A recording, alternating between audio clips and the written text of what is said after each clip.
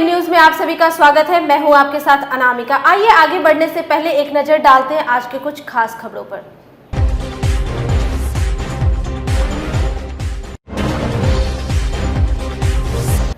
दूसरे चरण के मतदान की सभी प्रशासनिक तैयारी पूरी। बूथों के लिए डिस्पैच हुआ ईवीएम।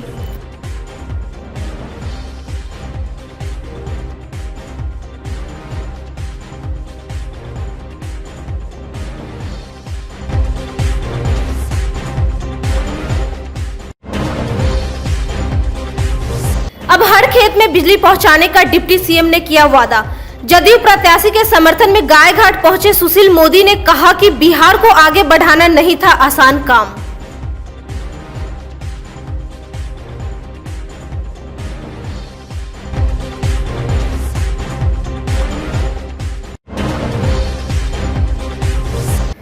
और सड़क पर उतरी कांग्रेस प्रत्याशी विजेंद्र चौधरी की पुत्री, विरोधी प्रत्याशी को दी खुली चुनौती।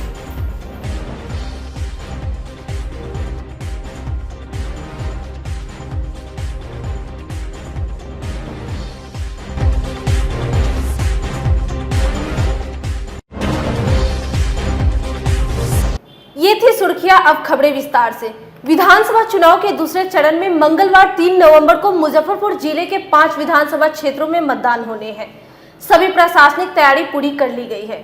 मतदान कर्मियों के बाद सोमवार को बेला स्थित महिला पॉलिटेक्निक कॉलेज परिसर से बूथों के लिए ईवीएम भी डिस्पैच कर दिया गया। इस दौरान जिला निर्वाचन पदाधिकारी सह डीएम चंद्रशेखर सिंह और एसएसपी जयंतकांत भी मौजूद रहे। दोनों अधिकारियों ने मतदाताओं को निडर होकर मतदान करने की अपील करते हुए बताया कि बूथों पर कोरोना संक्रमण से बचाव के लिए सभी उपाय किए गए हैं। एसएसपी जयंतकांत ने बताया कि सभी बूथों पर पैरामिलिट्री फोर्स की तैनाती रहेगी। चुनाव कल है, उसी की तैयारी में हम लोग हैं और आज यहाँ पॉलिटेक्निक कॉलेज जो हमारा बजगरी बना है, यहाँ से हम लोग ईवीएम पीसीसीपी के माध्यम से डिस्पैच कर रहे हैं और उसके लिए प्रति विधानसभा हम लोगों ने 8 काउंटर बनाया है ताकि लोगों को अधिक असुविधा नहीं हो, आसानी से उनको मिल जाए और लोग अपना ईवीएम लेकर के जाएं। ब्रीफिंग हम लोगों ने कर दिया है। सभी मजिस्ट्रेट पुलिस पदाधिकारी हमारे आ रहे हैं और ईवीएम लेके प्रस्थान कर रहे हैं। चुनाव के लिए सभी बूथों पे पैरामिलिट्री की फोर्सेस दी गई हैं। इसके अलावा चेकिंग में नाकाज में भी पैरामिलिट्री की फोर्सेस या बीएमपी के फोर्सेस हैं। सभी लोग निष्पक्ष होकर के पूरी तरीके से पार्टिसिपेट करें इस फेस्टिवल में और ज़्यादा से ज़्यादा संख्या में वोट करें, यही अपील। इधर तीसरे चरण के चुनाव का प्रचार प्रसार जोर पकड़ने लगी है। सोमवार को गायघाट विधानसभा क्षेत्र में पहुंचे डिप्टी सीएम सुशील मोदी ने नीतीश सरकार के 15 सालों के कामकाज का जिक्र करते हुए कहा कि 10 से 15 साल पहले बिहार के लोग सोच भी नहीं सकते थे कि हर घर में बिजली पहुंच जाएगी। वहीं उन्होंने कहा कि इस बार राज्य में एनडीए की सरकार बनी तो आगे हर खेत में बिजली पहुंचाई जाएगी ताकि अब खेती डीजल से नहीं बल्कि बिजली से हो। गायघाट क्षेत्र जदयू प्रत्याशी महेश्वर यादव के समर्थन में पहुंचे डिप्टी सीएम ने कहा कि लालू राबड़ी सरकार में गंगा नदी पर मात्र एक पुल थी, अब एक नहीं 11 बनने वाली है। जनाना डॉक्टर कोई बाजार में बिकता नहीं रहेगी। जो मेडिकल का पढ़ाई करेगा तभी वो डॉक्टर बनेगा।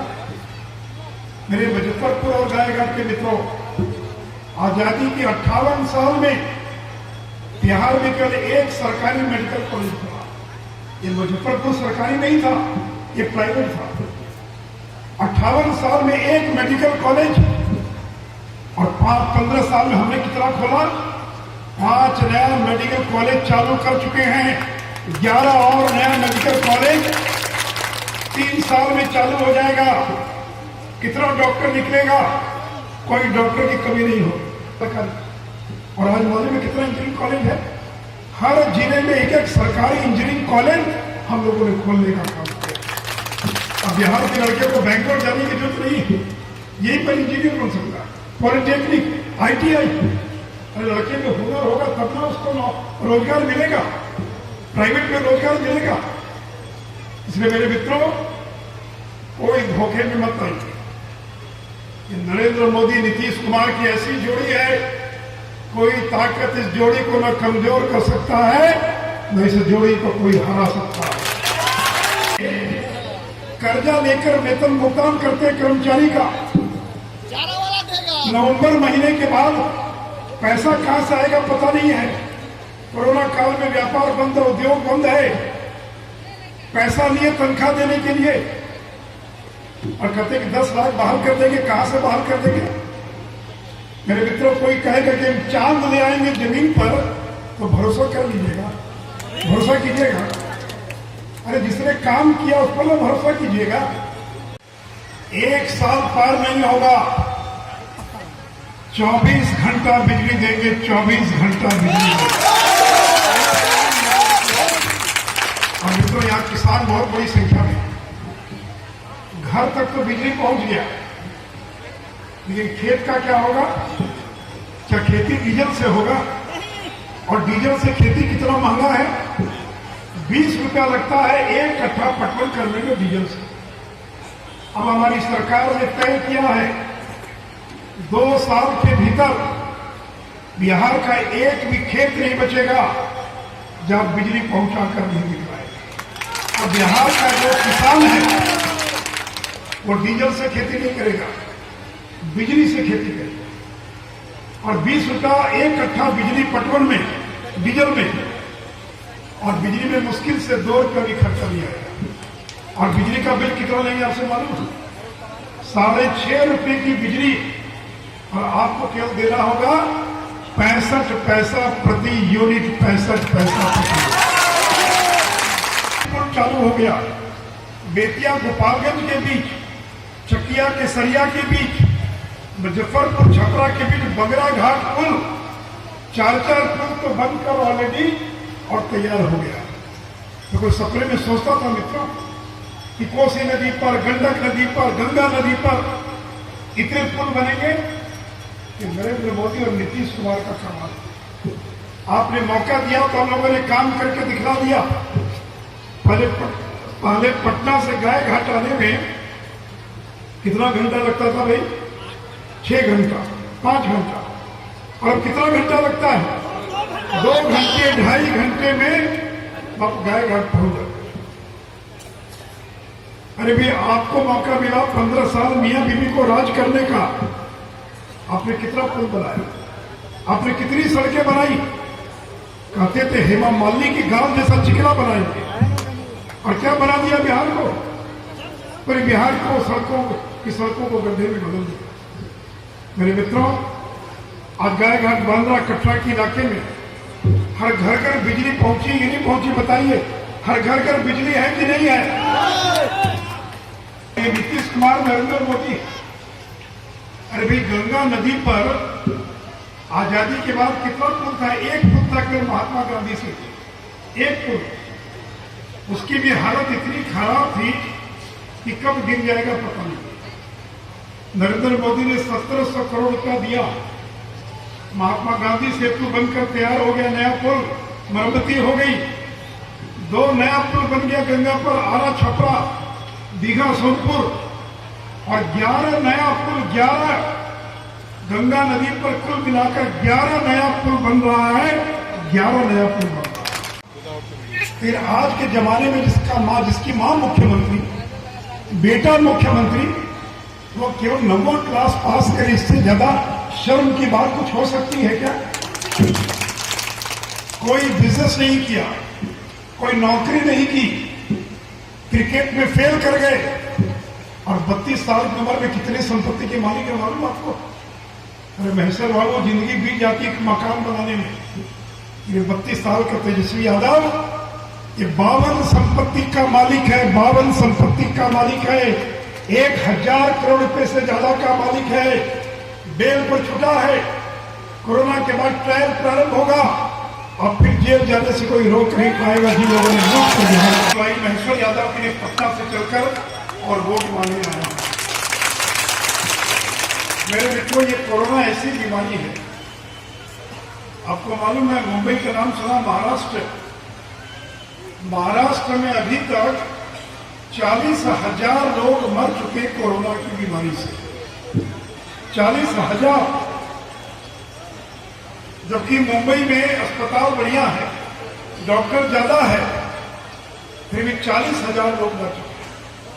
तमिलनाडु में 10,000 लोग मर चुके। लेकिन मैं नीतीश कुमार को धन्यवाद देना चाहूंगा कि 12 करोड़ की आबादी में हमें लोगों को मरने नहीं दिया। केवल 1200 लोगों की मृत्यु हुई है, तो केवल 1200 लोगों की मृत्यु। इधर प्लूरल्स पार्टी की संयोजक पुष्पम प्रिया चौधरी सोमवार को मुजफ्फरपुर पहुंचकर मुजफ्फरपुर शहरी क्षेत्र से पार्टी की उम्मीदवार डॉक्टर पल्लवी सिन्हा के पक्ष में रोड शो किया। शहर के कई इलाकों में जाकर पुष्पम प्रिया ने डॉक्टर पल्लवी सिन्हा को विजयी बनाने की अपील मतदाताओं से की। पुष्पम प्रिया को देखने के लिए भीड़ जुटती गई और काफिला बढ़ता गया।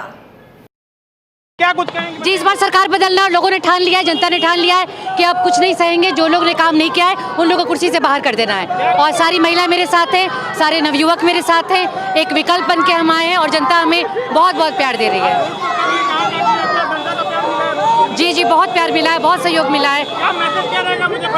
मुजफ्फरपुर को सबसे पहले साफ सुथरा, प्रदूषण रहित, कचरा रहित, अच्छा रोड बनाना है, यहाँ रोजगार लाना है, यहाँ के बच्चों की शिक्षा की बात करनी है, यहाँ महिलाओं के साथ जो दुर्व्यवहार होता है, बलात्कार होता है, उसके लिए मजबूती लानी है हमें। कांग्रेस के राष्ट्रीय प्रवक्ता आलोक शर्मा ने कहा, प्रधानमंत्री नरेंद्र मोदी ने अपनी गरिमा को गिरा दिया, अब आरोप प्रत्यारोप पर तुल गए हैं। आलोक शर्मा ने कहा कि मुख्यमंत्री की प्रधानमंत्री की बौखलाहट से ये तय हो गया है कि बिहार में अगली सरकार महागठबंधन की बनने जा रही है। जिस तरह से नीतीश जी की बौखलाहट सामने आ रही थी, जिस तरह की शब्दावली नीतीश जी की तरफ से इस्तेमाल की गई, मोदी जी भी शायद उसी राह पर चल पड़े। सिंहासन डोल रहा है ऐसा लग रहा है और मोदी जी को भी समझ आ गया है कि हम जीत नहीं रहे।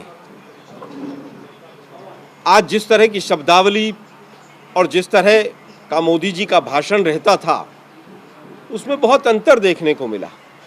मोदी जी के कटाक्ष, मोदी जी की शैली जिसके लिए वो जाने जाते हैं, चाहे वो गुमराही करते हो अपने भाषणों के माध्यम से, लेकिन आज वो तेज तर्रारता मोदी जी के चेहरे से और शब्दों से गायब थी। आज के भाषण पत्रकार बंधु हैं, आप सब लोगों ने सुने भी होंगे। उन्होंने जिन शब्दों का इस्तेमाल किया है, मुझे लगता है ऐसे भाषण और इस तरह के शब्दावली का इस्तेमाल पहले शायद किसी भी प्रधानमंत्री ने अपने कार्यकाल में नहीं किया हो। मुद्दे पूरी तरह से गायब थे। क्या किया 6 वर्षों में, उस चीज़ के बारे में या उसके ऊपर फोकस कम था। बौखलाहट थी पूरी तरह से, और शब्दों का अगर चयन आप देखें, बोलती बंद, मुंडी लटक गई। नहीं, देश के प्रधानमंत्री बोल रहे हैं, मुझे चाहे गाली दे लो। अरे भाई, किसी ने गाली नहीं दी, आप देश के प्रधानमंत्री। आप ही कहते थे मुझे चौराहे पे लटका देना, मुझे लात मार देना। ये हमारी शब्दावली नहीं है। आप ही स्वयं जो हैं इमोशनल कार्ड खेलते हैं। आपने जिस मुद्दों का जिक्र किया उसमें डबल इंजन, भाई आपका तो डबल इंजन चल रहा था। आप अपनी नीति आयोग की रिपोर्ट पढ़ के आए मोदी जी, तो शायद आप बिजली, पानी और तमाम मुद्दों पर बात ही नहीं करेंगे। जंगल राज के युवराज, देश का प्रधानमंत्री कह रहा है, भाई अगर जंगल राज के कोई युवराज हैं या जंगल राज कहीं आपको दिखाई दे रहा है तो आप स्वतंत्र हैं, कोई भी एक्शन लेने के लिए आपको लेना चाहिए था। आपने क्यों नहीं लिया? पिछली सभा में भी जंगल राज और जंगल राज का कॉपीराइट देश के प्रधानमंत्री बोल रहे हैं, बड़ा दुर्भाग्यपूर्ण लगता है। उन्होंने आज एक बात कही कि कोरोना के समय में केंद्र सरकार ने कोरोना को बहुत अच्छे से हैंडल किया। उस समय को शायद सबसे ज़्यादा अगर बुरी तरह से कोई स्टेट या राज्य हैंडल हुआ तो वो बिहार था। एक बच्ची अपने पिता को 1200-1500 किलोमीटर साइकिल से बैठा कर लेकर आई। किस तरह से हमारे यहाँ के श्रमिक ट्रेन के नीचे आए। जो प्रधानमंत्री बिहार के श्रमिकों को ट्रेन में मुफ्त सवारी नहीं करा सकता कोरोना के समय में, उस प्रधानमंत्री को बिहार की जनता पर आकर बड़े बड़े बयान देना, बिहार की भूमि पर आकर बड़े बड़े बयान देना शोभा नहीं देता है। कांग्रेस जिला अध्यक्ष अरविंद कुमार मुकुल ने कहा कि प्रथम चरण में भी बिहार की जनता महागठबंधन के पक्ष में मतदान कर डबल इंजन की सरकार को सत्ता से बाहर कर देगी।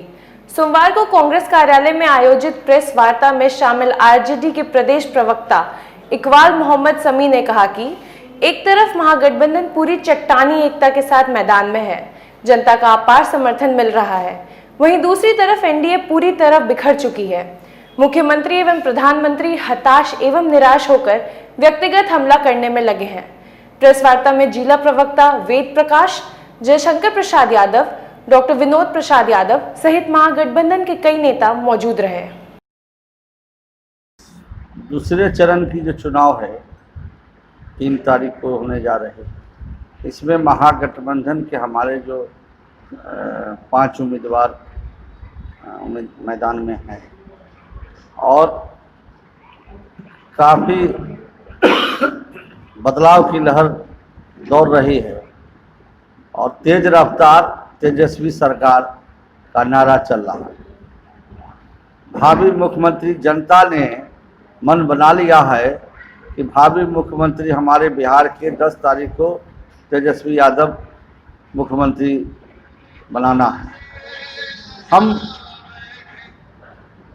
5 विधानसभा क्षेत्र की जनता से अपील करेंगे कि महागठबंधन जो घोषणा पत्र जारी की है, 10 लाख बेरोजगारों को रोजगार, स्वास्थ्य, शिक्षा, न्याय शब्द और जो भी हमारी जैसे कि पेंशन, वृद्धा पेंशन है 400 रुपया, वो भी नहीं मिल रहा है। अब 1500 रुपया महागठबंधन की सरकार हो बनेगी तो वो वृद्धा पेंशन दिया जाएगा। तो महागठबंधन के जो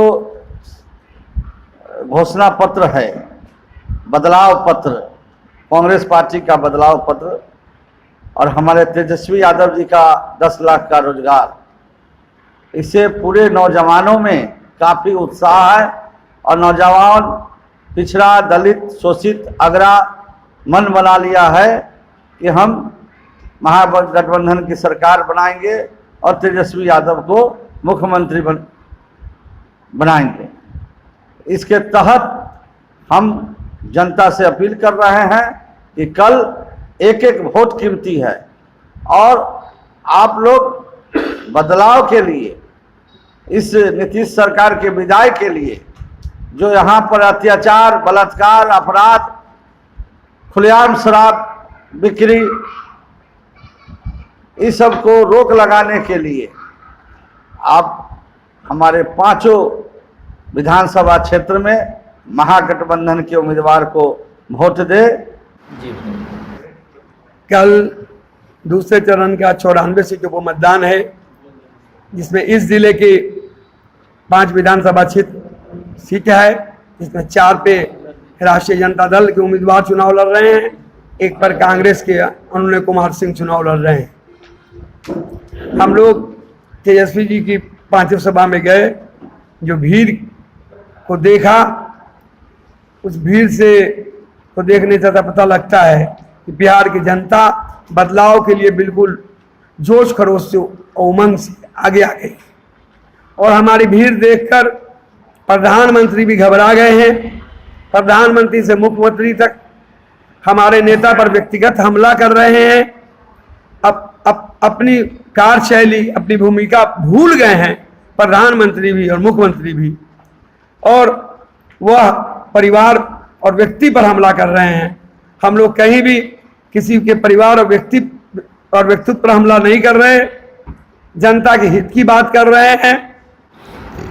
इसलिए कल जो चुनाव है उसमें जो हमारे उम्मीदवार हैं उनके पक्ष में जनता खड़ी है। हम जनता से निवेदन करेंगे कि लाइन में खड़े होकर, जहां 4 बजे तक ही चुनाव है साहेबगंज, बलूराज और वो पारू के कुछ हिस्से में, वहां लोग सुबह से ही लाइन लगा करके और पारू में पंजा छाप पर अनुनय सिंह को और बाकी जगह लालटेन छाप पर वोट डाल करके विजयी बनाएं और निश्चित रूप से महागठबंधन आने वाले दिनों में 5 सीट जीतेगी।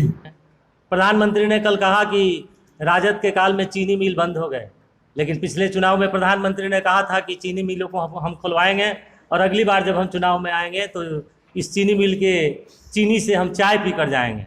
लेकिन फिर 5 साल के बाद, 6 साल के बाद जब प्रधानमंत्री आए हैं तो न चीनी मिलों का कहीं धुआं दिखाई दे रहा है, न चीनी दिखाई दे रहा है। स्थिति यहाँ पर यथावत है। सिर्फ जंगल राज और डबल जुआराज की चर्चा कर लोगों को भ्रमित करने की कोशिश कर रहे हैं। तेजस्वी यादव के पक्ष में जो बिहार की जनता बदलाव चाहती है, वर्तमान सरकार से जो उब चुकी है, जो भीड़ जो इनके सभा में उमड़ रही है, इससे एनडीए के लोग घबरा गए हैं। और सुरक्षा के मुद्दे पर जो आपने कहा है, इनके सुरक्षा को नज़रअंदाज किया ही जा रहा है सरकार के द्वारा। इसलिए हमारे सांसद मनोज झा जी इस बात को चुनाव आयोग के समक्ष रखे हैं, बावजूद इसके इस पर गौर नहीं किया जा रहा है, सुरक्षा व्यवस्था बढ़ाई नहीं जा रही है। बिहार के लोग बदलाव चाह रहे हैं, युवा सरकार बनाना चाह रहे हैं। लोगों के मन में है कि ये जो नीतीश कुमार जी की सरकार जो 15 साल में थी, इसमें रिश्वतखोरी, भ्रष्टाचार चरम पर रहा है, जनता उब गई है। मुजफ्फरपुर विधानसभा क्षेत्र के भाजपा प्रत्याशी सुरेश शर्मा ने सोमवार को भी अपना जनसंवाद कार्यक्रम जारी रखा। सिकंदरपुर के अंबेडकर नगर मोहल्ले वासियों की समस्या सुनी और अपने किए गए कार्यों से अवगत कराया। मंत्री सुरेश शर्मा ने कहा कि स्लम एरिया के लोग पहले ही एनडीए के पक्ष में हैं और आगे भी नीतीश कुमार को मुख्यमंत्री बनाने का संकल्प ले लिया है। जो स्लम एरिया है उसके लोग अपने डिसीजन ले लिया है कि हमको एनडीए की सरकार बनाना है। अब हम लोग तो घूम रहे हैं केवल इसलिए कि उनसे दर्शन उनका करें। डिसीजन तो वो लोग पहले ही से ले चुके हैं। मेरी माता बहन सब पहले ही से बोलती है कि नरेंद्र मोदी, सुशील मोदी और नीतीश कुमार को वोट देना है। अब हमको तो बोलने का कुछ मौके नहीं दे रही है। पहले ही कहते हैं कि हम लोग काहे लगे लिए होगा, हम सब तो वोट ओकरे देवे जे हमरा सब गरीब के देखत है। हम दोसर के हाथ छाप के देवे वाला न हतिया, समझे ना। वो कहता है कि राम राज तभी बनेगा जब राम मंदिर वो बना रहे हैं और वही बना करके राम राज कायम करेंगे, उसमें गरीब अमीर सब खुशहाल होगा। ऐसा सरकार को पूरे गरीब और सारे लोग, सबका साथ सबके विकास, वो लोग वोट देने के लिए आतुर हैं। 7 तारीख को हमें विश्वास है कि बिहार में सबसे ज्यादा वोट से वो यहाँ के एनडीए के कैंडिडेट को जिताएंगे। आज की खबरों में फिलहाल इतना ही। कल फिर मिलेंगे कुछ नए खबरों के साथ। तब तक के लिए हमारे डेन न्यूज टीम को दीजिए इजाजत। नमस्कार।